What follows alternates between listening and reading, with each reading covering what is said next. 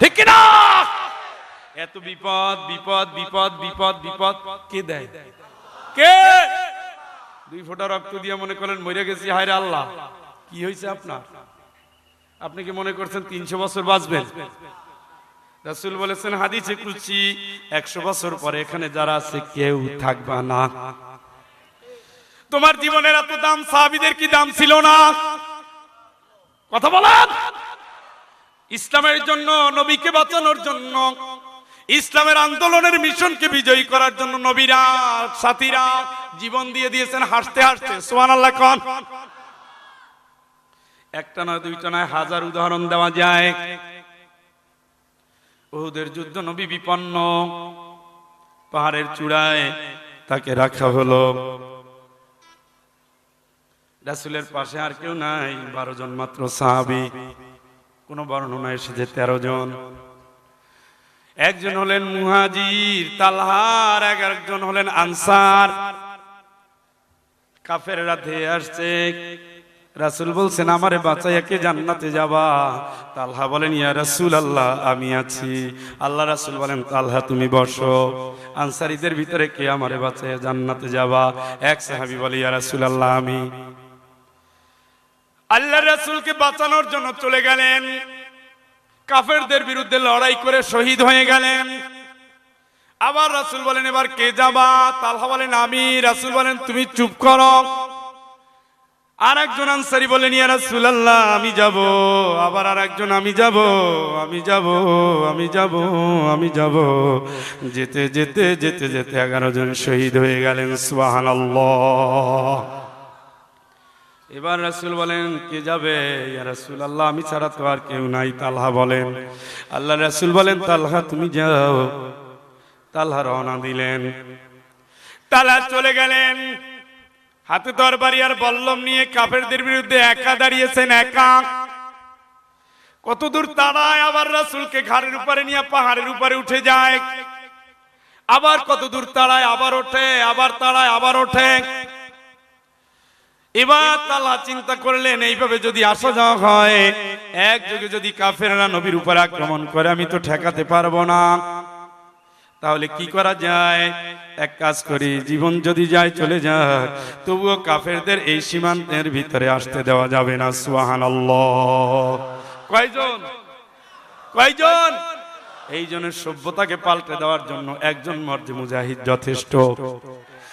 যারা জাহেলি সমাজকে পরিবর্তন করে দেওয়ার জন্য স্বপ্ন দেখতে পারে, শপথ নিতে পারে, দুনিয়ার মায়া তাদের হার মানায় না, স্ত্রীর প্রলোভন তাদের বাধা দেয় না, মায়ের অম্লান হাসি তাদের আটকে রাখতে পারে না, দিনের জন্য লড়ে যায়, অবিরাম লড়ে যায়, কারাগারকে মাথায় তুলে নেয়, জীবনটা বিপন্ন করে আল্লাহর কাছে জান্নাত কিনে নেয়। ঠিক কিনা?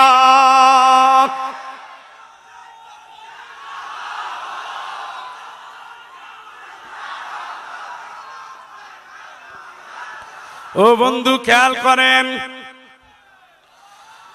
তালহা চলে গেলেন। কি ব্যাপার, তালহা এখনো কেন আসে না?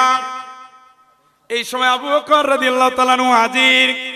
এসে বলছেন ইয়া রাসূলুল্লাহ আপনি এখনো নিরাপদ আছেন। আল্লাহ রাসূল বলেন আবু বকর রে আমার আর জিজ্ঞেস করার সময় নাই, তুমি তোমার ভাই তালহার খোঁজ নাও, অনেকক্ষণ তাকে দেখছি না।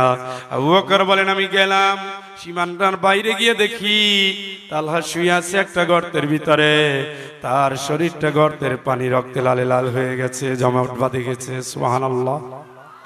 আমি মনে করলাম তালহা বোধহয় দুনিয়ায় নাই। আমার হাত ধরে তালহা ইসলাম কবুল করেছে। সম্ভবত চতুর্থ ব্যক্তি ছিলেন তালহা রাদিয়াল্লাহু তাআলা আনহু। আমি গুনে গুনে দেখলাম তালহার শরীরে একটা নয়, দুইটা নয়, 70টার উপরে বাতিলের আঘাত করেছে। সুবহানাল্লাহ। আমি মনে করলাম আমার ভাই তালহা বোধহয় মরে গেছে। হঠাৎ দেখতে পেলাম তার হায়াতের আওয়াজ। সুবহানাল্লাহ। আমি নিয়ে আসলাম নবীজির কাছে। নবীজি দোয়া করলেন, আল্লাহ রে তালহাকে তুমি কাফেরদের জন্য হারাম করে দাও, ও আল্লাহ তালহার হায়াত তুমি দিয়ে দাও। এরপরে আল্লাহ রাসূল বলতেন, দুনিয়ায় থেকে যদি কেউ জান্নাতি মানুষ দেখতে চাও, যদি কেউ দুনিয়ায় থাকতে গাজী হয়ে শহীদ দেখতে চাও, সে যেন তালহার দিকে তাকাও। তালহা জীবন দিয়ে দিয়ে, রক্ত দিয়ে দিয়ে আগাচ্ছে, সে প্রমাণ করে দিয়েছেন ইসলামের সামনে বাতিলের কাছে মাথা নত করার কোনো সুযোগ নাই, ঠিক কিনা?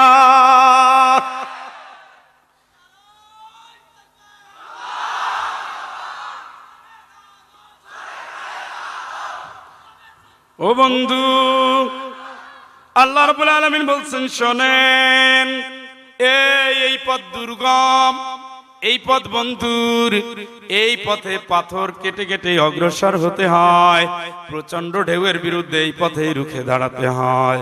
টর্নেডোর গতিপথ পরিবর্তন করে দেওয়ার জন্য ইমানদাররা লড়ে যাবে, যারা লড়ে যাবে বিপদ কিন্তু তাদের ছাড়বে না। আমি আল্লাহ তাদের বিপদ দিয়ে দেখব এটা কতটুকু খাঁটি নাকি কতটুকু ভেজাল, ঠিক কিনা? দেখেন না, দাড়ি টুপির অভাব নাই, খালি রাস্তায় নামে না। কথা বলেন। এই যে মিয়ানমারের ভাইরা মরে যাচ্ছে, মিয়ানমারের ভাইরা মরে যাচ্ছে, ফিলিস্তিনের ভাই বোনদের জবাই করা হচ্ছে, জবাই করা হচ্ছে, জবাই করা হচ্ছে। এই মুসলমান একবার চোখের পানি জ্বললো না, একবার কথা বলতে পারলো না, তোমার ইমানের কি দাম? আল্লাহ বলছেন, নামো না কেন, এখনো রাস্তায় কেন নামো না? ওমা লাকুম লা তুকাতিলুনা ফি সাবিলিল্লাহ ওয়াল মুস্তাদআফিনা মিনার রিজালি ওয়ান নিসাই ওয়াল বিলদান আল্লাযীনা ইয়াকুলুনা রাব্বানা আখরিজনা মিন হাযিহিল ক্বরিয়াতিল যালিমি আহলুহা ওয়াজআল লানা মিন লাদুনকা ওয়ালিয়্যা ওয়াজআল লানা মিল্লাদুনকা নাসীরা। চিৎকার করে বলেন আল্লাহু আকবার। এই মজলুমের কান্না কি শোনো না? নারী চিৎকার করে কাঁদে শোনো না? শিশুরা কাঁদে শোনো না? অসহায়রা কাঁদে শোনো না? এই জালিমের জনপদ থেকে বাঁচতে চায়, ওদেরকে অশ্রু তোমরা দেখো না, ওদের দুঃখ কি তোমরা দেখো না, ওদের কান্না কি তোমরা শোনো না? ওরা ডাকছে, কে বাঁচাবে আমাদের? ওয়াজআল লানা মিল্লাদুনকা ওয়ালিয়া ওয়াজআল লানা মিল্লাদুনকা নাসীরা। ও আল্লাহ আমাদের অভিভাবক পাঠাও, ও আল্লাহ আমাদের পাশে কারা দাঁড়াবে, সাহায্যের হাত বাড়াবে, ও আল্লাহ ওদেরকে তুমি পাঠাইয়া দাও। সুবহানাল্লাহ, সুবহানাল্লাহ বলেন। এই ঈমানের কথা বলো, আমলের কথা বলো, কোথায় তোমার ঈমান, কোথায় তোমার আমল? আল্লাহ বলেন, কেন তোমরা বের হও না? আল্লাযীনা আমানু ইউকাতিলুনা ফি সাবিলিল্লাহ। এবার যদি তুমি ঈমানদারের দাবি করো, আমি আল্লাহ তোমার জন্য যুদ্ধ করা ফরজে আইন করে দিলাম, ঠিক কিনা?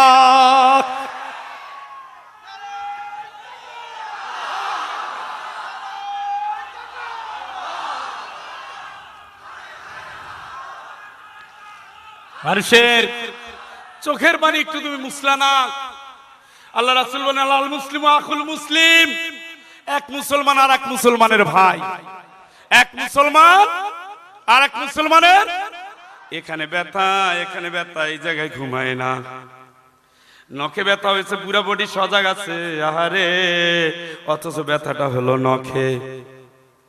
পায়ে ব্যথা লেগেছে, রাতভর ঘুমাও না। পেটে ব্যথা করছে, রাতভর ঘুমাও না। তোমার মুসলমান ভাই কাঁদছে মিশরে, তুমি কি শোনো না? আলজেরিয়া ইসলামিক সালভেশন ফ্রন্টকে কাফেররা ধ্বংস করে দিচ্ছে, তুমি কি আহাজারি দেখো না? তুমি কি দেখো না সিরিয়ায় কিভাবে বোমা মারছে? তুমি কি দেখো না কিভাবে তালেবান ধ্বংসের নাম নিয়ে পুরো আফগানিস্তানটাকে ওরা হারামিরা ধ্বংস করছে?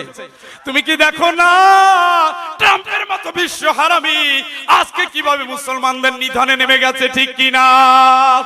তুমি কি দেখো না আমার কাশ্মীরের ভাই বোনরা কাঁদছে? কিসের ঈমান তোমার? একটাবার রাস্তায় নামতে পারো না, ওই দাড়ি টুপি দিয়ে তোমার ঈমান রক্ষা হবে না, ঠিক কিনা? এত সস্তা নয় ঈমান, এত সস্তা নয়।